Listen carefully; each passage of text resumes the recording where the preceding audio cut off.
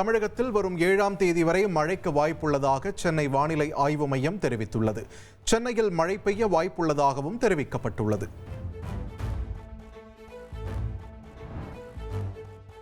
தாயுமானவர் திட்டத்திற்கான வயதை 70 இருந்து 65 தளர்த்தி தமிழ்நாடு அரசு உத்தரவிட்டுள்ளது. திட்டத்தின் கீழ் மாற்றுத்திறனாளிகள் மற்றும் முதியோர் இல்லத்திற்கே சென்று ரேஷன் பொருட்கள் விநியோகம் செய்யப்படுகிறது.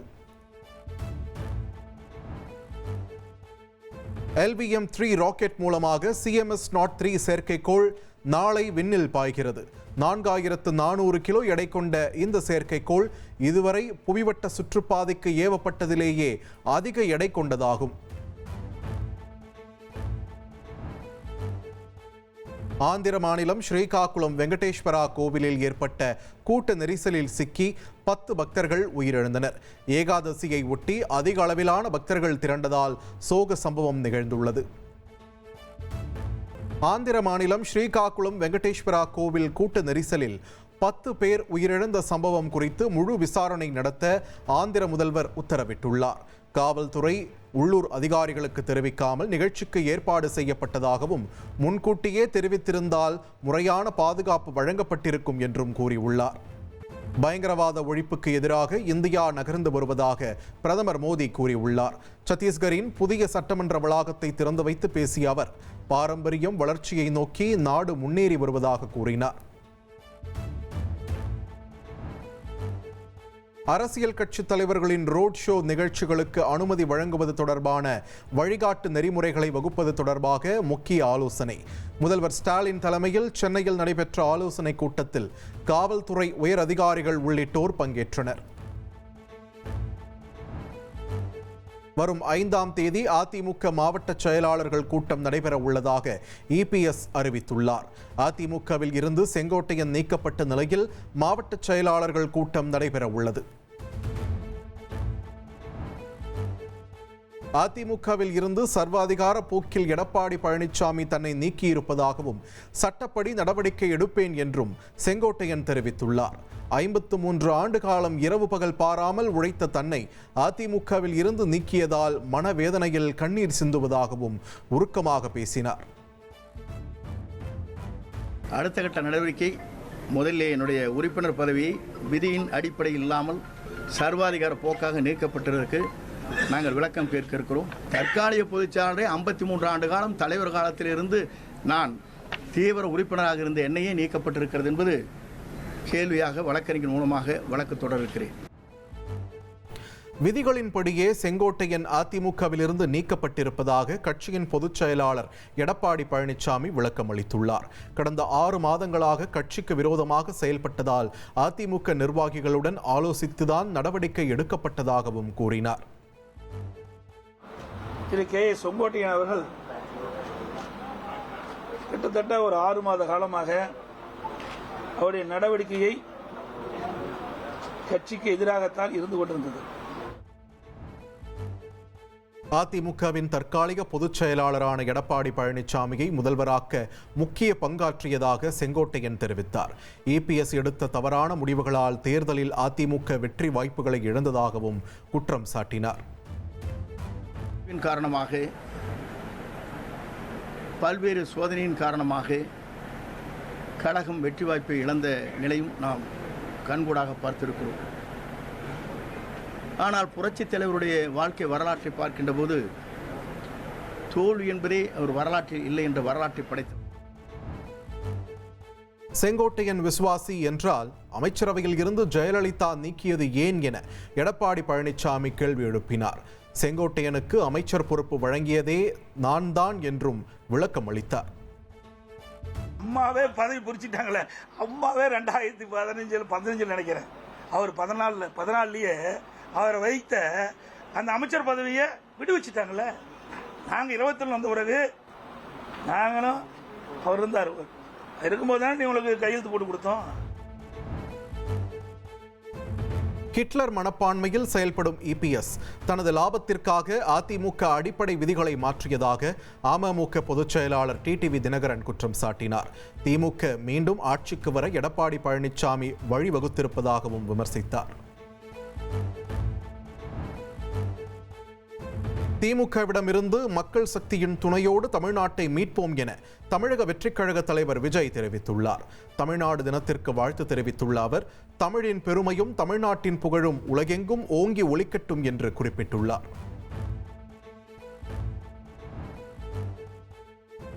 கரூர் துயரச் சம்பவம் நடந்த வேலுச்சாமிபுரத்தில் 2வது நாளாக சிபிஐ அதிகாரிகள் ஆய்வு செய்தனர். 3D டிஜிட்டல் ஸ்கேனர் கருவி மூலம் 500 மீட்டர் தூரம் வரை அளவீடு செய்யும் பணி 3 மணி நேரத்திற்கும் மேலாக நடைபெற்றது.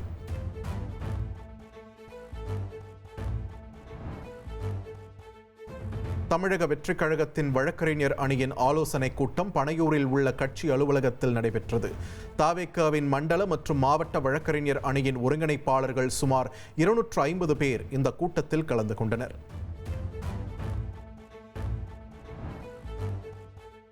உளுந்தூர்பேட்டை கார் விபத்து தொடர்பாக 2வது முறையாக மதுரை ஆதீனத்திடம் சைபர் கிரைம் போலீசார் விசாரணை நடத்தினர்.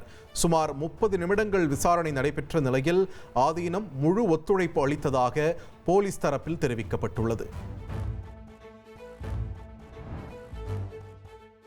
சென்னையில் ஆபரண தங்கத்தின் விலை சவரனுக்கு 80 ரூபாய் உயர்ந்துள்ளது. ஒரு சவரன் தங்கம் 90,480 ரூபாய்க்கு விற்பனை செய்யப்படுகிறது.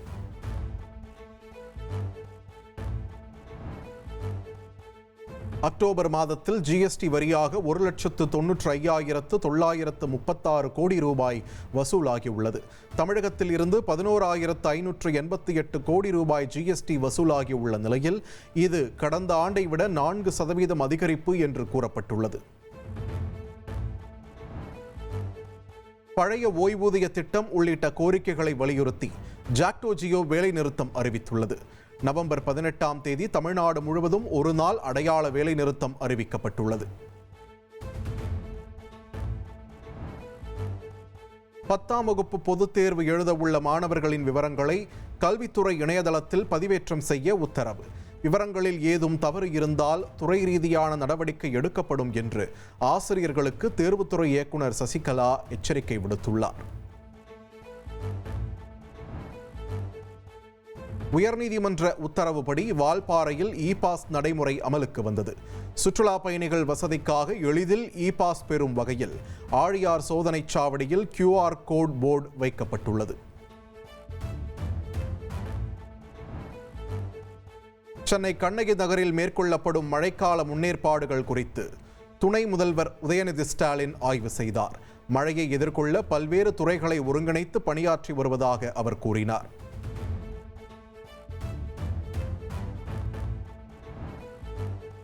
தனிப்பட்ட பிரச்சனைகளுக்கு பொதுநல வழக்கை பயன்படுத்த அனுமதிக்க முடியாது என்று சென்னை உயர்நீதிமன்றம் திட்டவட்டமாக தெரிவித்துள்ளது.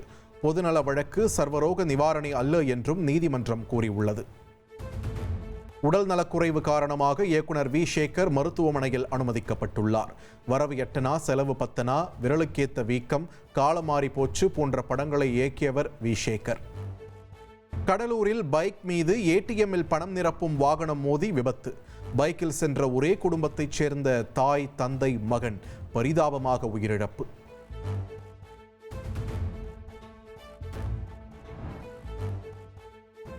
வங்கதேச முன்னாள் பிரதமர் ஷேக் ஹசீனாவை தப்பியோடிய குற்றவாளியாக அறிவித்தது வங்கதேச குற்றப்புலனாய்வுத்துறை. ஜாய் பங்களா பிரிகேட் என்ற இணையதளம் மூலம் சதித்திட்டம் தீட்டியதாகவும் குற்றம் சாட்டப்பட்டுள்ளது. மிகுந்த எதிர்பார்ப்புகளுக்கு மத்தியில் மகளிர் உலகக்கோப்பை இறுதிப் போட்டியில் இந்திய அணி நாளை களம் காண்கிறது.